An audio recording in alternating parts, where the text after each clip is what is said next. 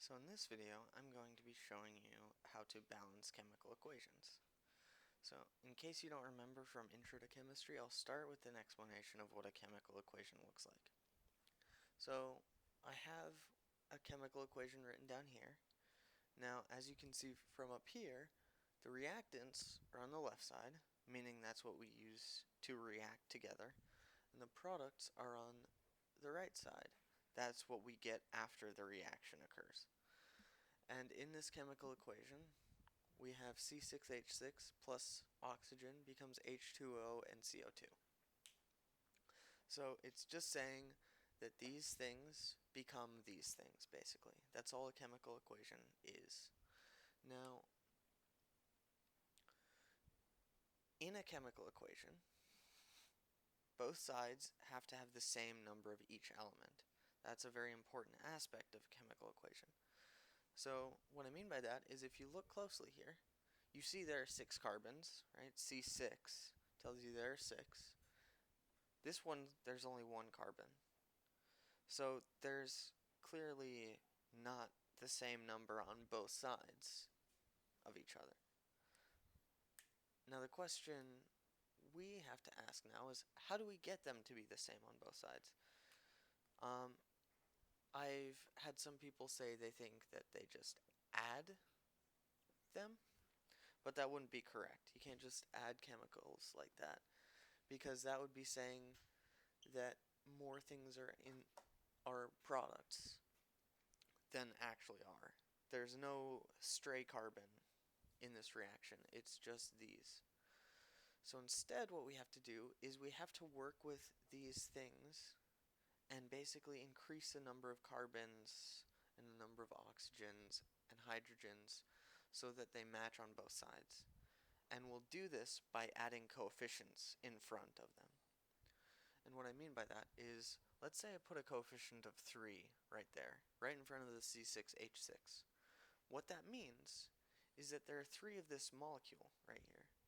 When we have 3 of this molecule, and 6 carbons in each molecule, 3 times 6 would give you 18 total carbons. And same for the hydrogen. You'd end up with a total of 18 hydrogens. So what this means is that if you want to change the number of carbons on both sides, you don't just add them to one side or something like that. What you're going to do is you're going to put coefficients in front of them. That'll increase the number of hydrogens. So or any element, not just hydrogen. So what we're going to do then is we're going to put these coefficients in front of here, in front of each of these molecules, so that we have the same number of all the elements on both sides. We'll have the same number of carbons, hydrogens, and oxygens. And here's the way I like to do this. I start by writing out the elements I have. I have carbon, hydrogen, oxygen. Now what I do is I count them up on both sides. On the left side, I have 6 carbons. On the right side, I have 1 carbon. Left side, I have 6 hydrogens. On the right side, I have 2 hydrogens. On the left side, I only have 2 oxygens. On the right side, I have 2 here and 1 there for a total of 3 oxygens. So now I have the problem set up without the coefficients. What I'm going to do is I'm going to balance these coefficients. I'm going to include coefficients so that the same number of carbons, hydrogens, and oxygens show up on both sides. Okay, so I'm going to, I could start with any of them because they're all different, right, on both sides. I'm going to avoid starting with oxygen though, because you see there are 2 oxygens here and 1 here, so there's sort of too much to work with the oxygen. Whereas if you look at the carbons, there's only 1 on one side and 1 on the other side. There's only 1 location on each side. That makes carbon a very easy thing to work with and balance out. So I'm going to start by just balancing out the carbon. Now, you notice that we have 6 carbons on this side and 1 on this side. So, if I just multiply this by 6, 6 carbons will be what we end up with. Now you see there's also oxygen here in this molecule, so that means we're going to have to increase the number of oxygen as well. We get 6 molecules and 2 oxygens per molecule. That's a total of 12 here, plus that one right there. So we're going to end up with 13 oxygens. Now, from here, again, I still want to avoid oxygen for the time being, but I'll get back to that later. The hydrogen, again, pretty easy to deal with. We have 6 on this side, all in one place. 2 on this side, again, all in one place. So, if I just multiply that by 3, then what I'm going to end up with is the 6 hydrogens I want. Now, we have to realize that we've also changed the number of oxygens. So, we have 3 oxygens from this molecule now, from the water. We still have the 12 from over here. So 3 plus 12 is going to be 15. Now we see, lastly, everything is balanced. Right? Everything, well, the carbon and the hydrogen are balanced. Everything is balanced except for the oxygen. So, we need to figure out a way to get these to balance now. Now what I want to realize here is that on one side we have 15, on the other side we have 2. So it's easier to go up with chemical equations than go down. So I'm going to multiply this to raise it up to 15. So that will be 15. How do I get from 2 to 15? What do I multiply 2 by to get to 15? Well, how about 15 halves? Right? Because then the 2's cancel out. So, I'm going to put 15 halves right here. And now you see everything's balanced, right? This here is technically a balanced equation. Now, there is something that I want to point out. Chemists are not a big fan of fraction coefficients. So this 15 halves isn't something that you'd want in your final answer. So let's change that to be a whole number.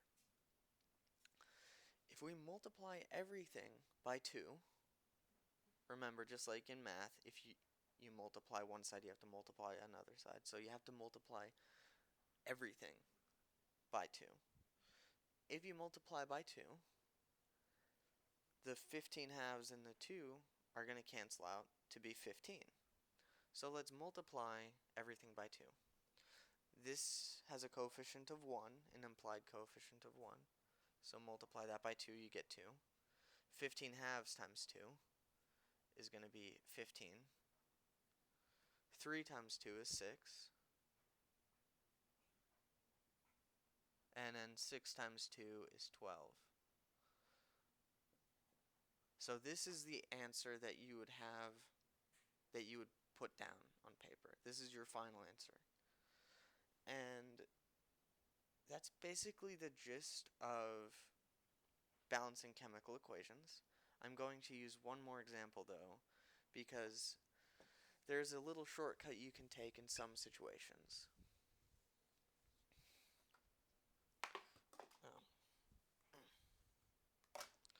So let's say we had the reaction strontium chloride plus lithium phosphate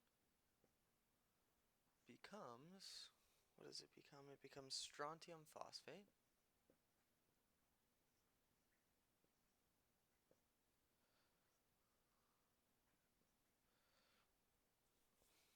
and lithium chloride. so this is the reaction. We have strontium chloride plus lithium phosphate becomes, oh, my bad, becomes strontium phosphate plus lithium chloride. So we just have a double replacement going on here. The metals switch positions. And just like before, you want to write out all the elements you have down here. I tend to put it right below the arrow.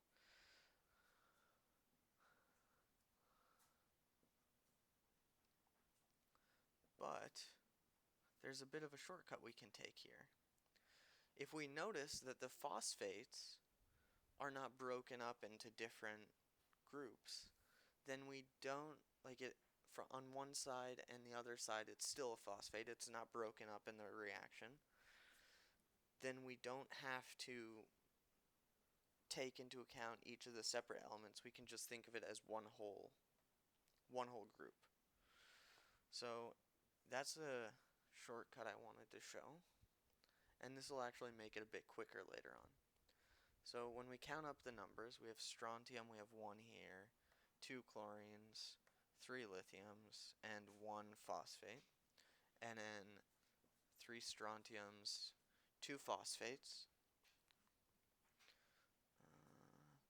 1 lithium, and 1 chlorine.